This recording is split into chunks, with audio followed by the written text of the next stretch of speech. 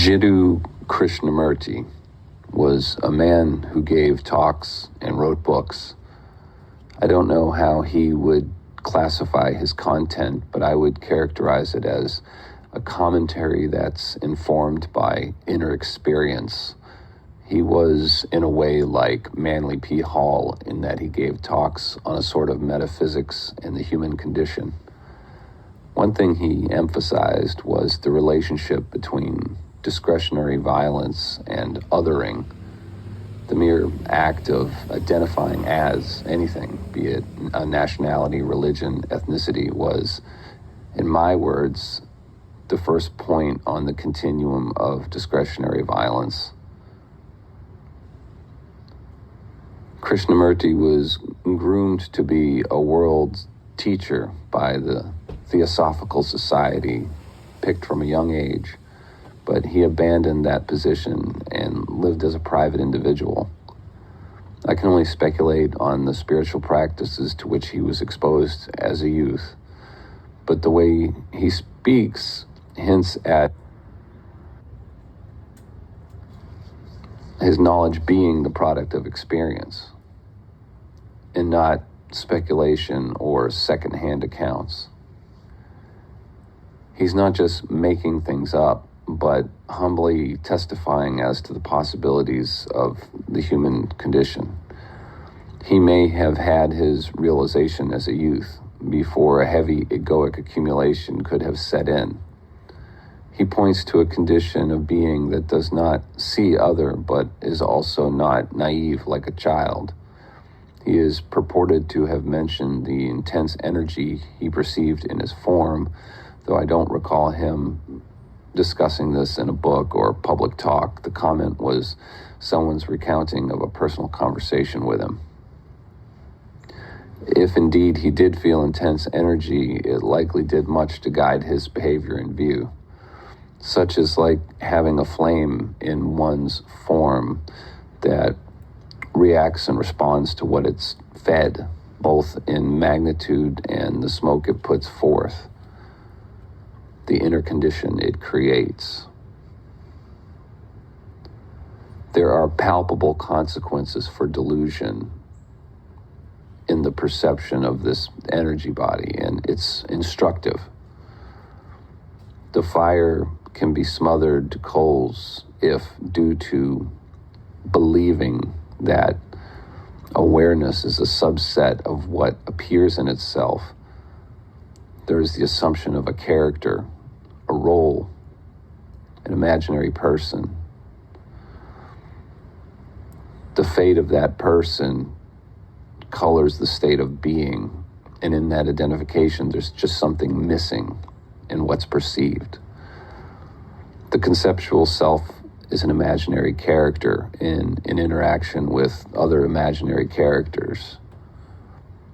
Consider who creates those characters by providing experience, and consider their motivations by seeing the result.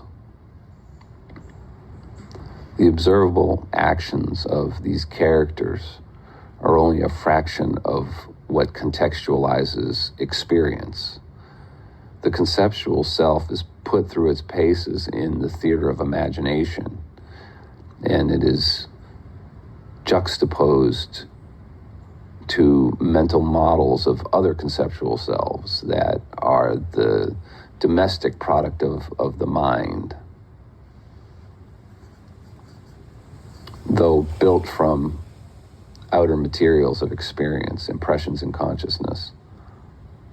You're not the same person to everyone. Everyone has their own idea about you based on their experience, both directly and what is said about you by others and what's said about your identifiers.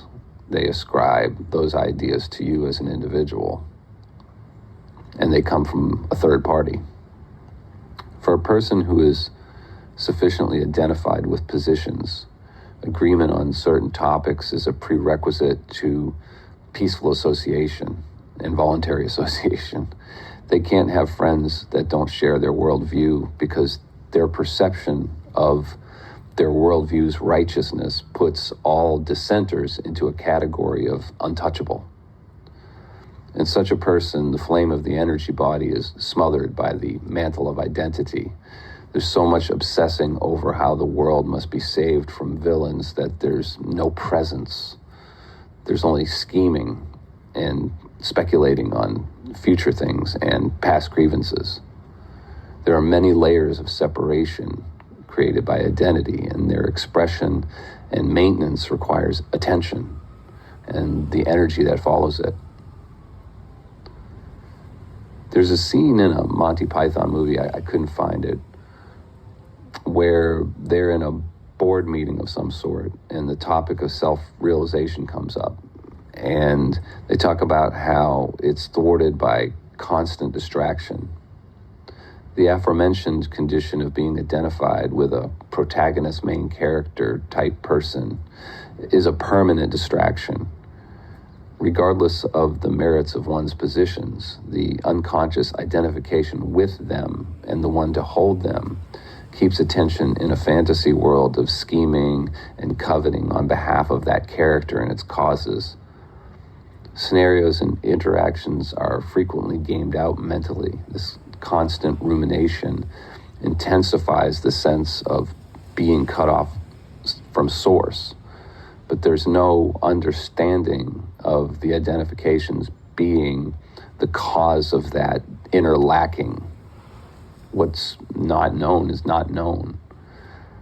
That very lacking obscures the instrumentation that would otherwise expose the connection between identity and unconsciousness and this neediness.